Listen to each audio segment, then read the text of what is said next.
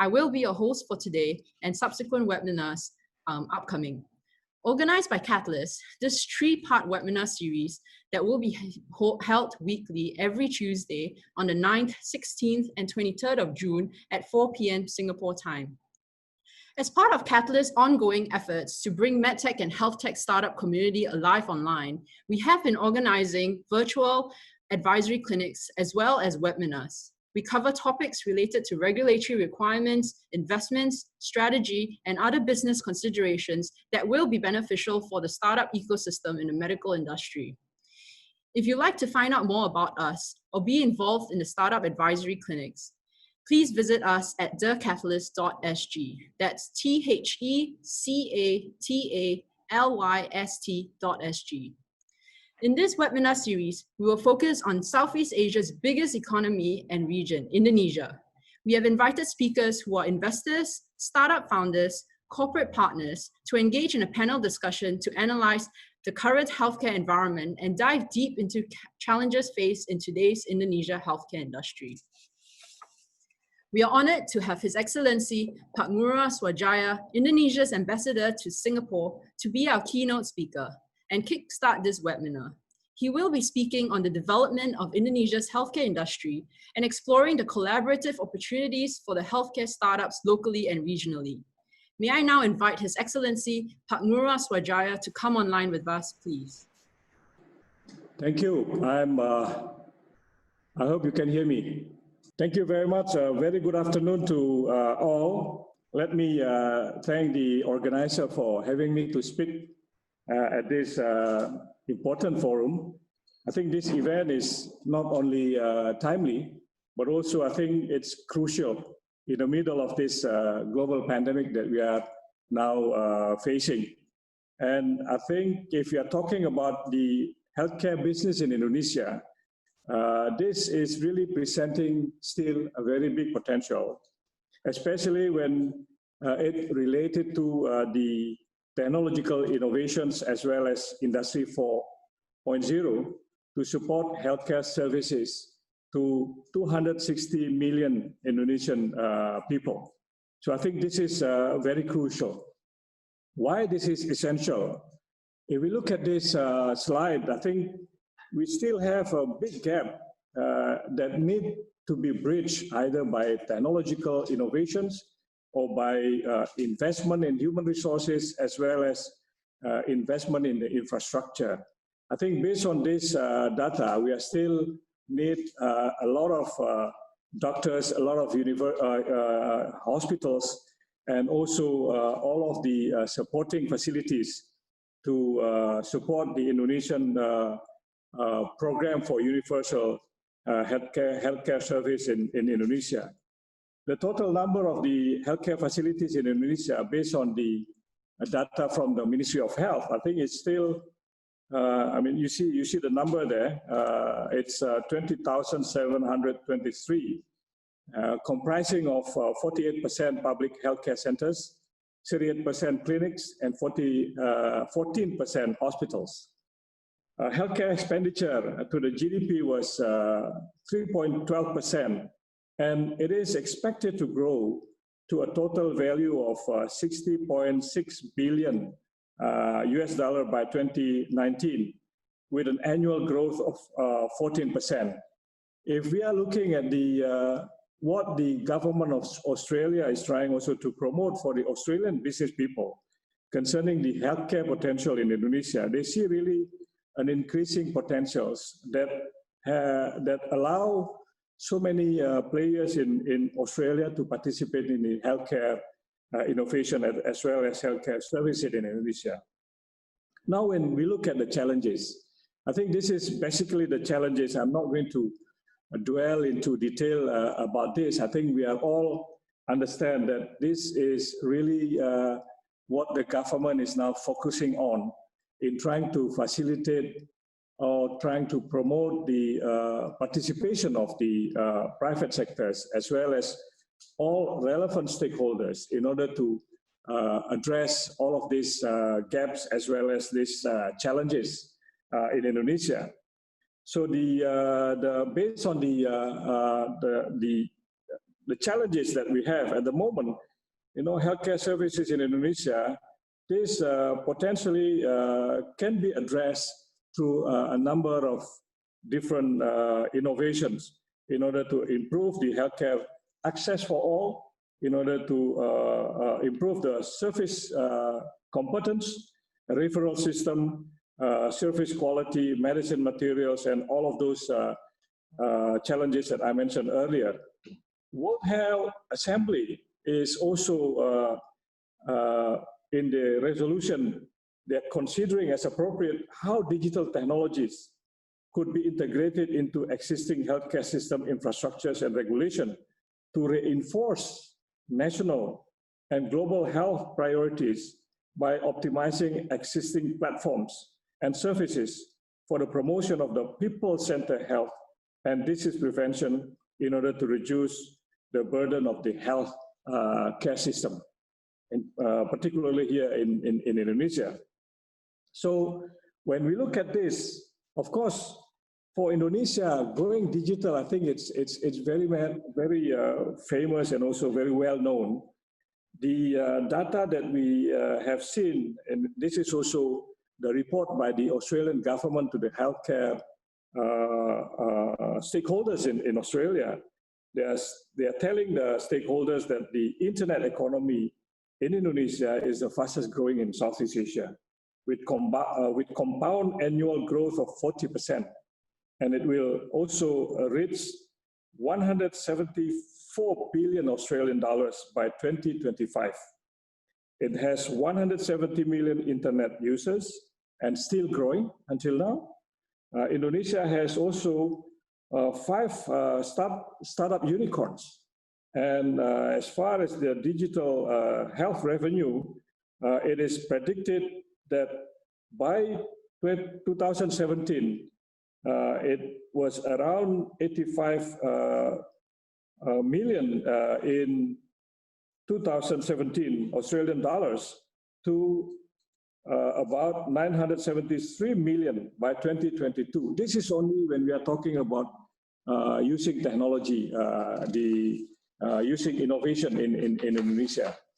The government infrastructure is also, in order to provide this kind of services, has already been quite advanced in terms of the infrastructure, telecommunication infrastructure. We just, I think the government launched last year, the Palapa ring communication throughout Indonesia, which is supported by not only satellites technology, but also fiber optic infrastructures technology that is connecting almost all of the big cities, almost all of the provincial cities, provincial capitals all over Indonesia. I think this, in terms of the infrastructure, this is very potential.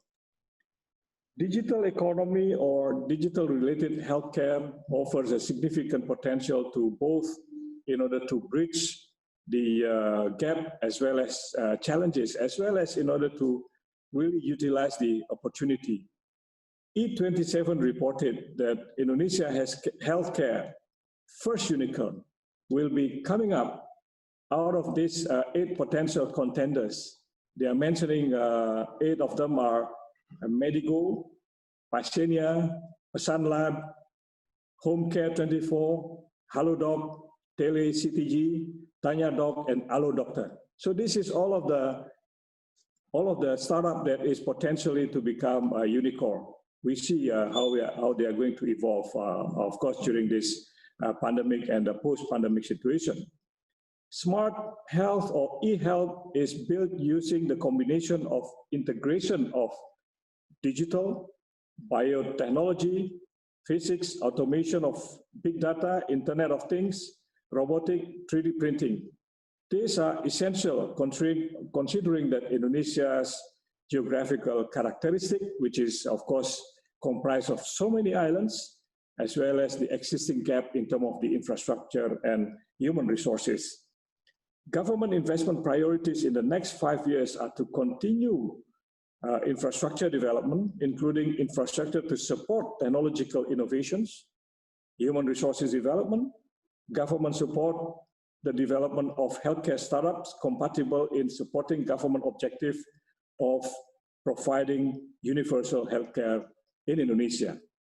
So what are the government policies in terms of this innovation? I think in the form of smart health or e-health in healthcare services, health management information system, e-medical histories, e-learning in the health and sciences, teleconsulting, health knowledge management, telemedicine, as well as medical research. So I saw in one of the exhibition here in Singapore, take for example, of course, those patients that has already went through an operation, but they live somewhere in the island, which is so far away from Jakarta or from Surabaya, the big cities. So there are technologies that will allow the doctor at the local level or the nurses at the local level, by using the technologies, to do the medical check, which is controlled by the doctor in Jakarta, Surabaya, or even Singapore. Then they don't need to go far away, flying to Jakarta, Surabaya, or Singapore in this case. That is going to spend a lot of money for their spending. They use this technology. Then at the same time, they can also get a better service. Then, if there are urgencies that need them to fly to Jakarta, Surabaya, or other big cities, they can do so. So this is really important in terms of the role of technology innovations, knowing full well the geographical characteristic of Indonesia, as well as also the quality of the infrastructure that is available in all of the cities in Indonesia. So to develop a healthcare system in Indonesia, Ministry of Health of Indonesia has new regulations, number 46, 2017. It's about national strategy on e-health with the aim of 1, increase and broaden investment in e-health. Number 2, improve the use of IT in health services. Number 3, standardize health information system. Number 4, improve and enhance IT infrastructures. Number 5, enhance the rules and policy on national e-health. And the last but not least, of course, improve and enhance the human resources in IT. I think this is very crucial, that has already been stipulated, and the government is going to support for investment on all of these areas. Anything that is using big data and IT advancement have to realize the importance of data security.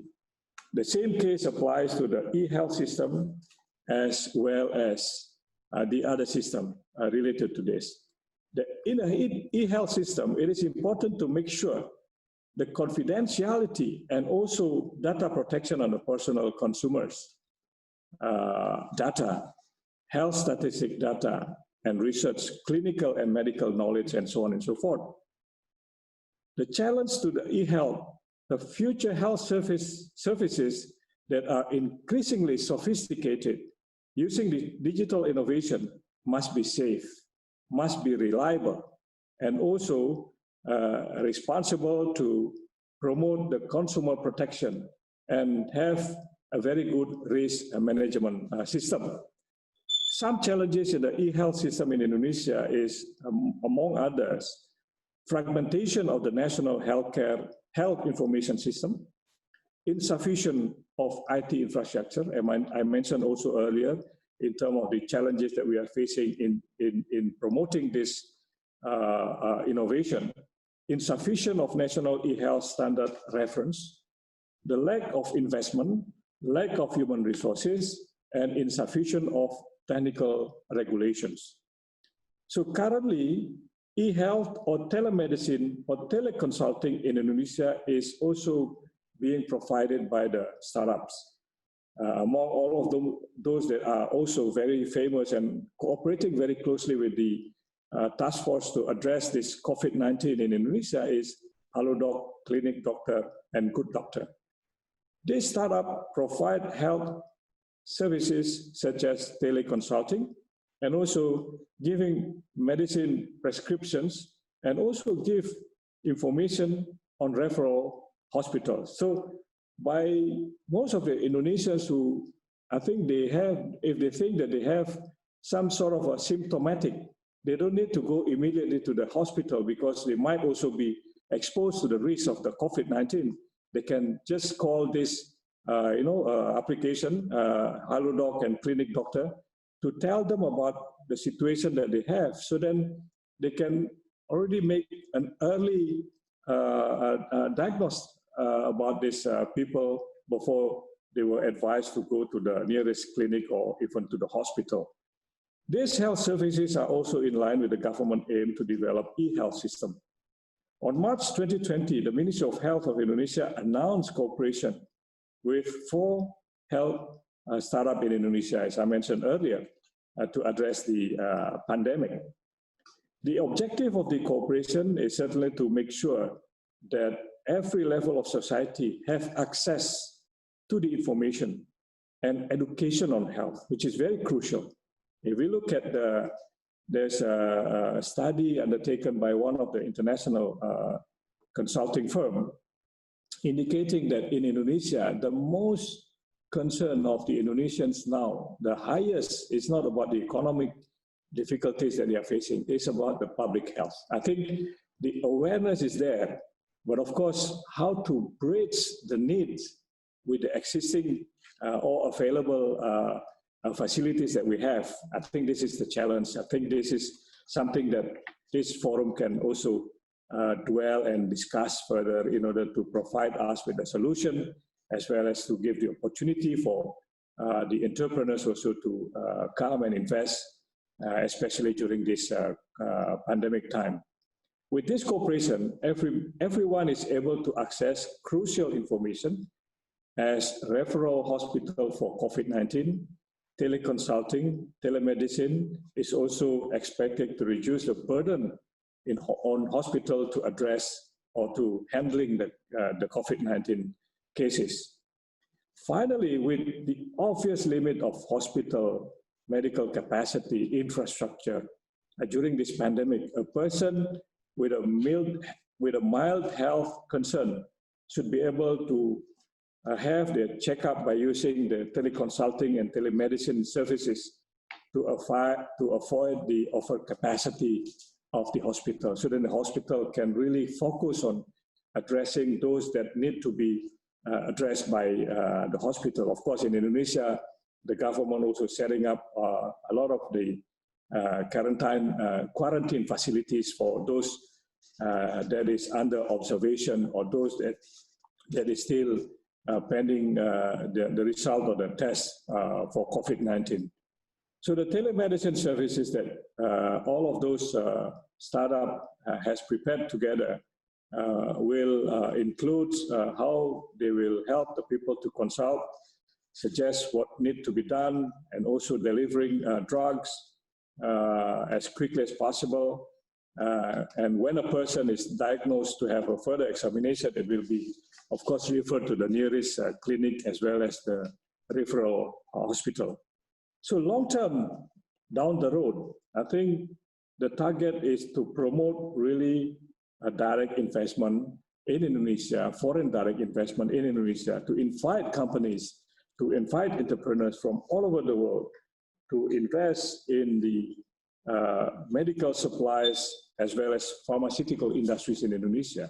The government is providing a lot of incentive on this, but at the same time also to promote innovations, to promote more startup to come in order to address what we are faced as challenges. So additional hospital infrastructures are also needed to improve the healthcare services for 260 million Indonesian throughout Indonesia. So this is, at the beginning I'm talking about the challenges, at the end I'm talking about the opportunities. I think this forum can also coming up with what need to be done, what the advice that need to be provided for the government, and also what need to be promoted in terms of collaboration. So I would like to end here with, of course, some sort of, I'm not really a healthcare expert, but I'm asked to describe the situation, and this is the situation. And I perhaps can claim that I'm expert in perhaps directing or advising foreign companies if they wish to invest or participate in the development of the healthcare for universal healthcare in Indonesia. Thank you very much. Thank you, His Excellency. That was fantastic. Okay. So we definitely look forward to more development in the Indonesia healthcare landscape and hope to develop capabilities to enable innovation breakthroughs in the field of healthcare. So proceeding to the next segment, we'll now invite Joshua Augusta, Director of Mandiri Capital Indonesia and Indonesia Impact Fund, and Lavana Sani, Co-founder and CEO of Nella Genetics, our panel speakers. Daniel Chu, CEO of TMCG, will be the moderator of this discussion. They will share their personal motivation, experiences, challenges, and perspectives about the future of healthcare industry in Indonesia. Welcoming Joshua, Lavana, and Daniel on board with us. Daniel, handing over the mic to you. Good afternoon, everyone. Thank you, Dr. Arena, for kind introduction. Thank you, Your Excellency Bangura Sojaya, for your opening address and keynote to us. To all participants, I would like to welcome you to understanding the healthcare innovation landscape in Indonesia. With me, I have the CEO and founder of Nella Genetics, Ms. Lavana Sani, and we have with us the Director of Mandiri Indonesia Impact Fund, Joshua Augusta. I would like to invite Lavana to share with us her personal startup experience. Sure. Hi, everybody. My name is Lavana or Levi. I started Nella Genetics in 2016, right before I went to business school and after I finished my stint in Genome Institute of Singapore under A-Star. I was very fortunate to work there.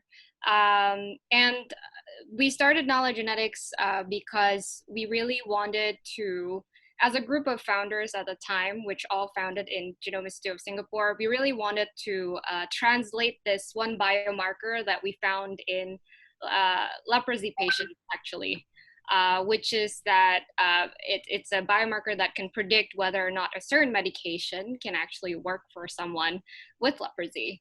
If someone is positive for that biomarker, the person might potentially die because of the adverse drug reactions. It was a call to action because I myself is Indonesian, my co-founder is too, although the other two are not. And we started out Nella Genetics to really validate that biomarker, and then now we're moving on to other indications in other chronic conditions as well. Lavana, what motivated you to start Nella Genetics? Yeah. Me personally, the reason why I really wanted to, I guess the reason why I wanted to become an entrepreneur and then founded Nella Genetics are a little bit two different things, but then it's very related to one another. I've always wanted to become an entrepreneur because being born and raised in Indonesia, a lot of entrepreneurial spirit emanates from the country, as Your Excellency may have already touched upon that. And so we're very, there's a lot of opportunities here. And I started Nella Genetics because personally I had a very touching experience with my family member because my grandfather couldn't find the right medications for when he had a heart condition a long time ago.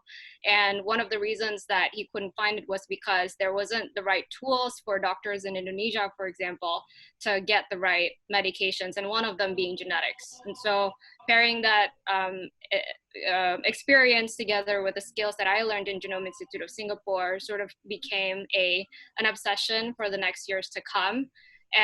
But outside of that, we also realized beyond my personal experience and my co-founders, there is a market need in translating personalized medicine into developing markets. There's a lot of gap between what the scientific community knows versus what is actually being implemented in hospitals and doctors today in Indonesia and many other places with a structure similar to Indonesia. And that market need is something that we think can be solved with the right technology, that with the right cost efficiency and the right approach to market. And finally, I wouldn't have started Knowledge Genetics if I didn't find the right combination of team members to start it out with. It's a very difficult industry, as Joshua and Daniel probably knows, and Rena too already know this. You couldn't really do this by yourself. So finding Astrid, JJ, and Sandro and all the team so far, it really pushed us to really believe that we're the right team to solve this problem. Well, we'll definitely be rooting for you. I'll go over to Joshua, Director of Mandiri Capital Indonesia, who is also overlooking the Indonesia Impact Fund. Joshua, tell us more about Indonesia Impact Fund. So I think just to circle back on that, Mandiri Capital itself is not a health tech investment company. So as the venture arm of Bank Mandiri, one of the largest financial institutions in Indo, we initially only invest into financial services or financial technology company in Southeast Asia, right? But starting this year, we have an initiative called Indonesia Impact Fund, where it's an early stage fund investing into seed and early seed up to Series A startups in Southeast Asia that are focusing in Indonesian economy, and one that are tackling basically one of the 17 UN Sustainable Development Goals. And if anyone knows about the SDGs, one of the value, and that's what we're taking into account, is affordable healthcare and high quality healthcare for everyone. So that's one of the values or SDGs that we're investing into for Indonesia economy through Indonesia Impact Fund, where we are looking for companies around Southeast Asia that are focusing its approach and market to Indonesian economy that are democratizing basically healthcare for everyone. So that's basically what we're trying to do. Thank you for the introduction. Back to Lavana. What were the challenges you and your team often face in this journey? Yeah, I'll answer that by, I guess, categorizing like challenges as the definition of like being an entrepreneur in general, an entrepreneur specifically in healthcare, and then an entrepreneur specifically in healthcare in Indonesia, to be relevant to this panel. But in general, I think as a team, we started out in Singapore, actually. So we were incorporated in Singapore, but we knew from the get-go that Singapore was not going to be the only market. So hopefully that's the same sort of wavelength of thinking that a lot of the people watching today as well. And Indonesia in Southeast Asia naturally became, a target market for a lot of these people, right? And one of the biggest challenges is from the get-go is how do we sort of manage two operations or multiple operations in multiple countries right away? Southeast Asia is a crazy fragmented market. And if you want to really be successful, especially in a market that is relatively niche like ours, which is currently in pharmacogenomics, which is genetic testing for drug response, then you'll sort of have to understand multiple markets right away and place your bets there. And being able to create a structure and culture of company that allows us to do that, and also designing a product that is scalable and also in terms of regulatory approval is relevant to that strategy is super challenging.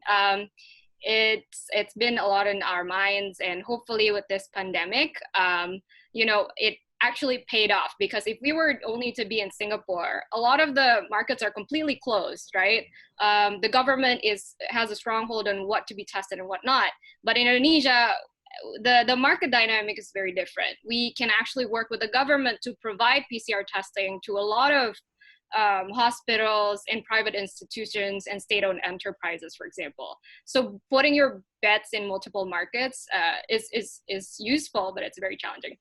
In terms of like healthcare, I guess like healthcare in Indonesia, and I'll circle back on being like an entrepreneur in general. I realize I haven't answered that for myself, but especially healthcare in Indonesia, what's really hard is the awareness and education of the lack of education, I guess, in healthcare in general in the market. There's a lot of misunderstanding and misinformation about healthcare.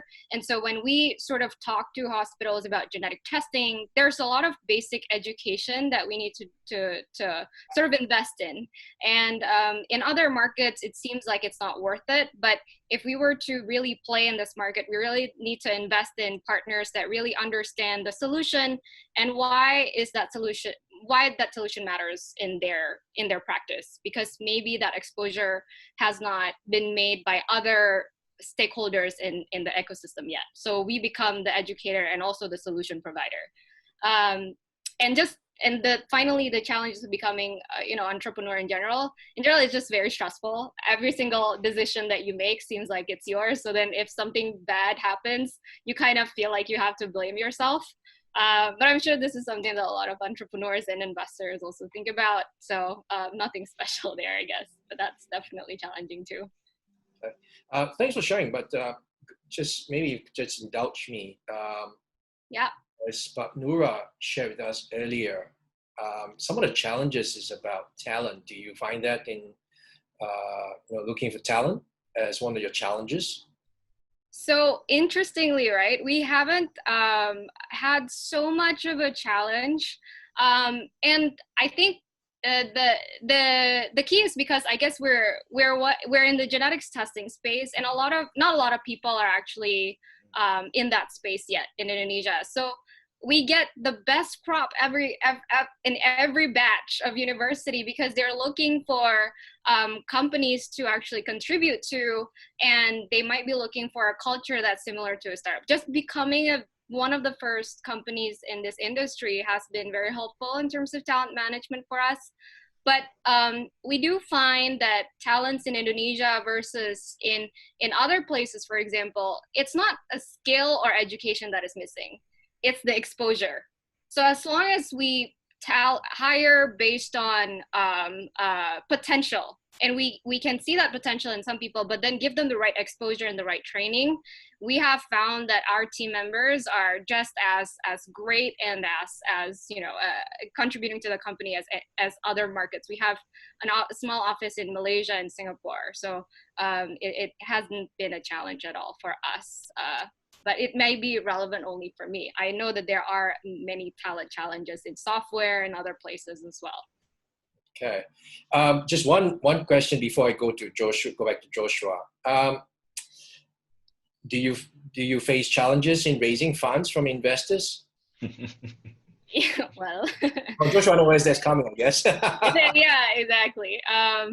Yeah, I'll take this offline with Joshua after, but we do. I mean, in the beginning, it was before coming to Southeast Asia, I tried fundraising in Boston because I went to school there. That was super hard because not a lot of people understood the challenges here, and the problem that we see here may not seem real in their heads. They're like, well, the doctor should know when to prescribe genetic testing. Why does your company need to exist? They just order it, right? How, from the US or wherever place. But in Southeast Asia, the solution is very different. The pitch to the solution becomes also very different. The problem becomes very different. But now in Southeast Asia, I think more and more investors are interested in companies that have a regional and local focus, especially in healthcare, because going deep has proven to be paying off more than going just broad in general. And so we look at deep tech companies that are able to dominate each market and then grow with the willingness to pay or the size of the market as time goes with that specific industry. And so we've been very fortunate to find those as well, but it was pretty challenging. But once you find the right fit, And I feel like it's more and more, the trend is more and more that you will find the right fit. It's okay. Right. Coming back to Joshua. Yes, sir. Joshua, please share with us what are the key elements you look out for as an investor, and what advice would you give to a startup to prepare themselves when they pitch to yourselves? So I think because we as Mandiri Capital, we are more into like sort of early stage growth stage investors. So in the components of our analysis, we take a look deep into the market first. So the market opportunity is definitely key, and not just the total addressable market, or in the slang it's called TAM, right? Not just the TAM, right? But also the market growth rate every year. I think that's a key metric that is more important rather than the total addressable market itself, because you would like to tackle market that are maybe small in size at the moment, but can be maybe 5x 10x in size in the next 5 to 8 years. I think that's very, very important for any venture investor, and that's what we're looking for, right? So that's number one. And then number two definitely is the management team.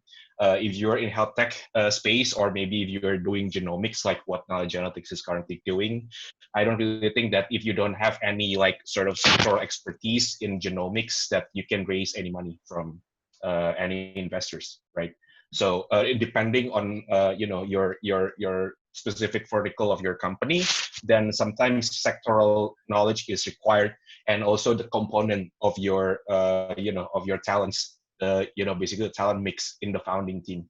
If you're a software company and you don't have a software developer as part of your key founding team, I think it's difficult for any investors to create a positive like sort of judgment toward the management team. And experience in working together in previous endeavors or previous companies or what have you is also very, very important, and that's gonna be a plus, at least for us, right? And that's the number two. And number three is of course the product. Have your product achieve the what we call the product market fit? Have you managed to find the sort of what we call the power users of your product, right? At the end of the day, everyone can say that the rule of thumb is maybe 20-30% of your customers will be will be contributing to 70-80% of the total engagement, traction, revenue, or whatever, right? And finding the customer niche, finding the product market fit, finding the power users is key for any early stage startups. So those are the three components that we're looking for. And advice for startups, as the question is, I think is that before meeting any investors and before preparing any pitch or preparing anything related to the conversation with investors, I think it's very, very important to do, first of all, the research on whether you are a type of startups or companies that require venture investments, first of all, because venture investments is an equity investment, and equity to be trading some sort of money coming into your account with your equity is an inexpensive cost of fund, technically. So sometimes founders should think about whether venture investments or venture capital is something or someone that they need to find for their source of fund, right? Because when you're looking for funding, it's not just coming from equity investors. It's not just coming from private investments. There are a lot of alternatives for funding, lending from the bank, asking for angel investors, friends, families, and fools, maybe, I don't know, right? That's another options for you to basically pursue, especially on the early stage of the growth of the company. So I think before anything else, I think prepare that and make sure that what sort of investor profile that actually fits your company at the moment. So I think that's one of the things that I usually iterate again and again to all the startups. Okay, thank you. Just another question before I go to Lavana. What is as an investor, right? What are different portfolios that Indonesia Impact Fund is looking at? So we're looking into, we're not necessarily separating our target investments into verticals, but we're basing it on the SDG values or SDG goals that we're trying to tackle. We're tackling 5 SDGs. So the first one is poverty alleviation. So any startups that are supporting any efforts related to alleviating poverty in Indonesia. Number two is education, sustainable education, affordable education, high quality education in Indonesia. Number three is health related startups. Number four is women economic empowerment. So we believe into the gender equality inside the boardroom. See founding member that consists of more women. We're supporting that cause as well. And number five is anything related to sustainable cities, smart cities, and also affordable housing. So those five are the goals that we're looking for to invest from the Indonesia Impact Fund. And any startup supporting any either one of those five goals that we're aiming are fit for our fund's investment. Great. Lavana, where do you see Nelogenic Genetics in the next 3 to 5 years? And this one is, I guess I'm going to put you on the spot, but will Nelogenetics be the next unicorn in Indonesia? Yeah, well, I could barely see what's happening in the next few months, so I'll sort of wing it. But in 3 to 5 years, we think that we hope to be the leading genetics company in regionally, at least. And we aim to do that by not only dominating a certain niche in a local market or a country, but hopefully also international expansion. I think in a lot of the, in healthcare or in technology or product-centric companies like ours or technology-centric companies like ours, being able to create a product that is globally competitive or regionally competitive, at least, is a very important premise for investors, and especially as markets in Indonesia, for example, or in Singapore are still quite young. So having that strategy moving forward is very important. So we hope to become one of that.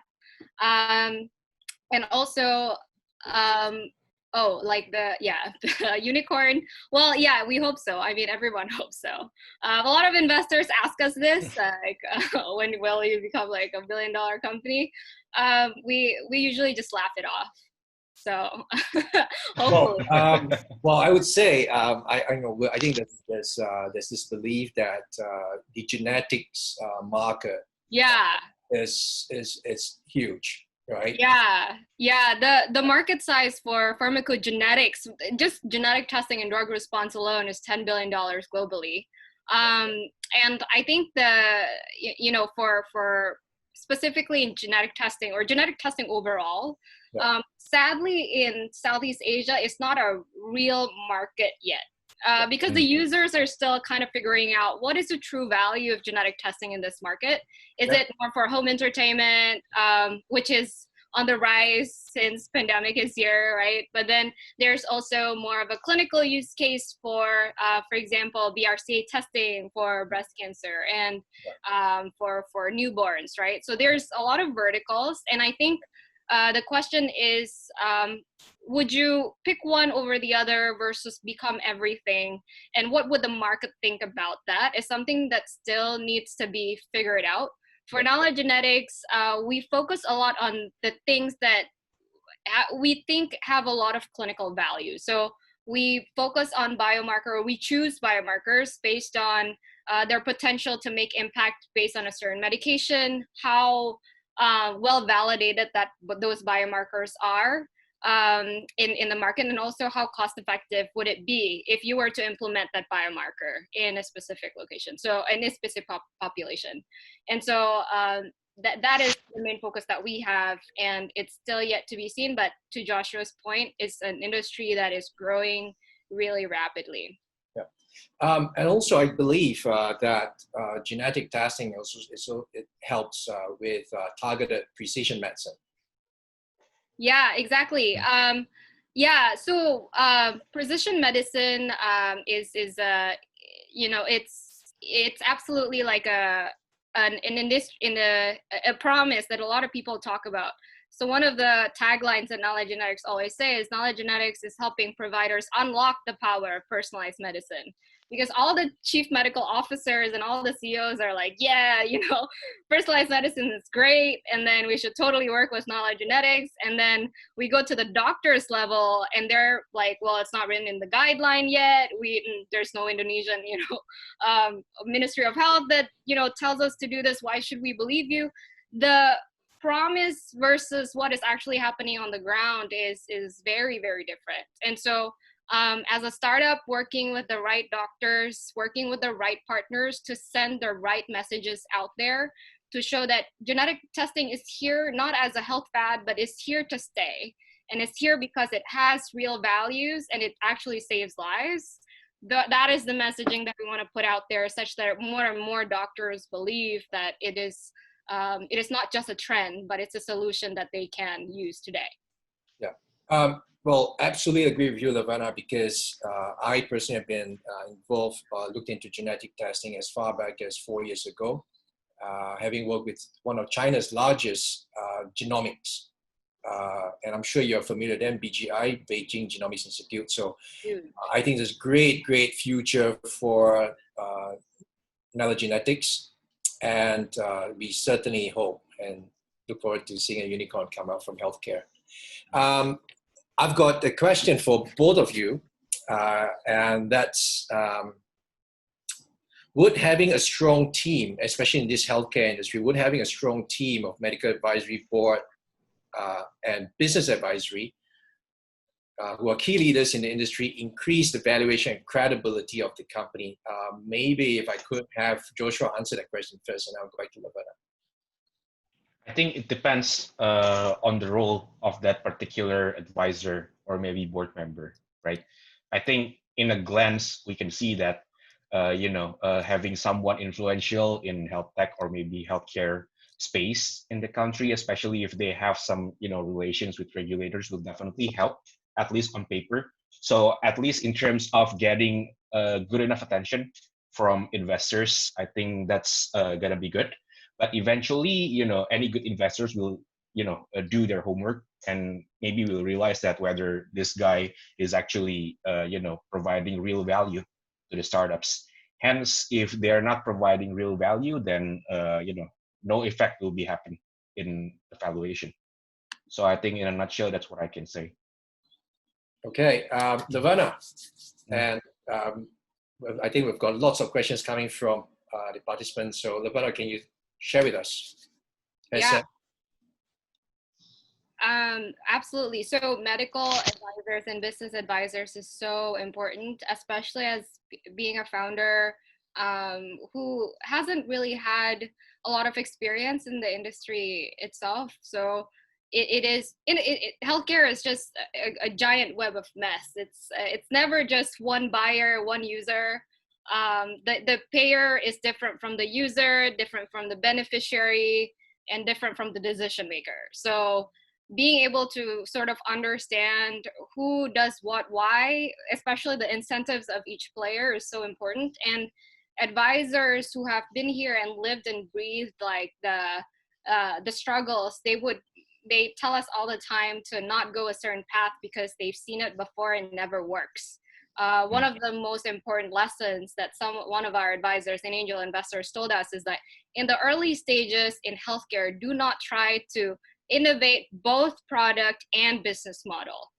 One or the other, focus on one and then go to the other one. That proved to save us so much trouble trying to convince doctors and different payment systems and stuff like that. It's we focused on the product first, and then now with the pandemic, it was an interesting pivot for us to, for example, switch into a subscription model with the hospital. Previously it was completely consignment, right, which is the prevailing business model. So there's a time and place for everything, and being able to learn from those who have seen it before is so helpful. Obviously the scientific advisory board is super important also. So we have a list of people that we ask questions and have monthly meetings or quarterly meetings as well to make sure that our science is, Okay, that's great. I think we are down to probably about 10 minutes or less. I've got a couple more questions for you guys, and it's coming from participants out there. I think the first question I'm going to pose to Joshua is, will investors get a good IRR investing in healthcare in Indonesia? IRR. Can you repeat the question again? Sorry, Daniel. Will investors get a good IRR investing in healthcare in Indonesia? I think that's a good question and tricky at the same time, because there's no valid question. I think at the moment, especially if we're talking about health tech startups investments in Indonesia, we know that there are a lot of potential unicorns from the health tech space, as what mentioned by His Excellency earlier in his presentation today.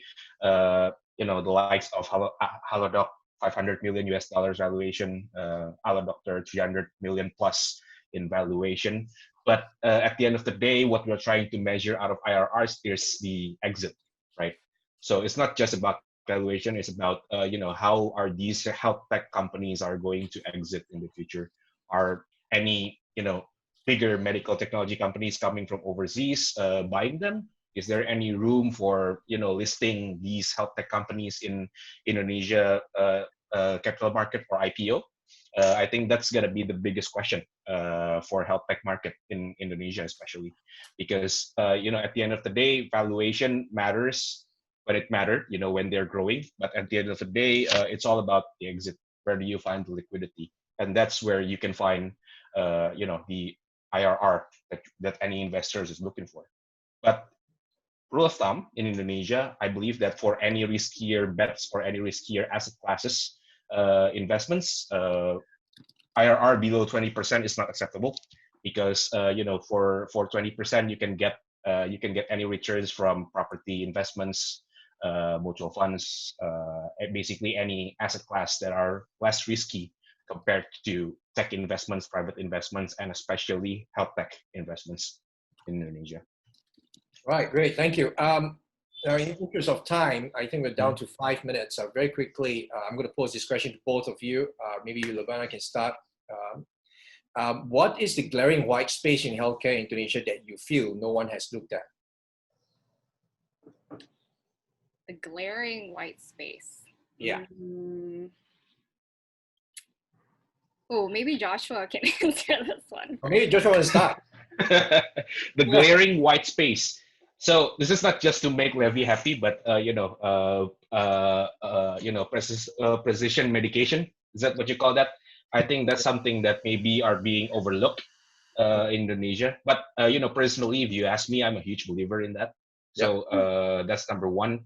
And anything related to what we call the predictive predictive medication, sort of, by knowing your symptoms or disease based on your heart rate, your glucose rate inside your body. Because right now we have all the technologies right surrounding us: the mobile phone, the IoT, the wearables and things like that. I think more and more companies in Indonesia and Southeast Asia in general need to utilize all those devices and technology to build some sort of predictive medication, right? Things like that.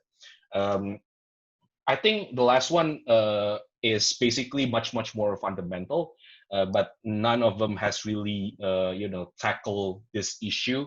Is about the digitization of health records in Indonesia, or maybe like any kind of medical records that are being digitized, cloud-based, and things like that. The government, not the government necessarily, but the regulations, I think until today is the main issue for this innovation to happen in Indonesia. But this is something that, in my opinion, is definitely required, because that's basically the center of everything. When you have a health record posted to the cloud, I think a lot of innovation can happen into that, and a lot of efficiency actually can be done. Because for example, in providing the information about the COVID-19 spreading in Indonesia, the way they compile the data, this is the story that I heard from the people who are in the field to accompany the Ministry of Health to announce on a daily basis about the increase of the COVID-19 patients in Indonesia. They're compiling the data manually, and they post that to the spokesperson for COVID-19 disease. So that's not an efficient way to know actually the real number is about the spreading of the pandemic. So that basic innovation is actually needed as well.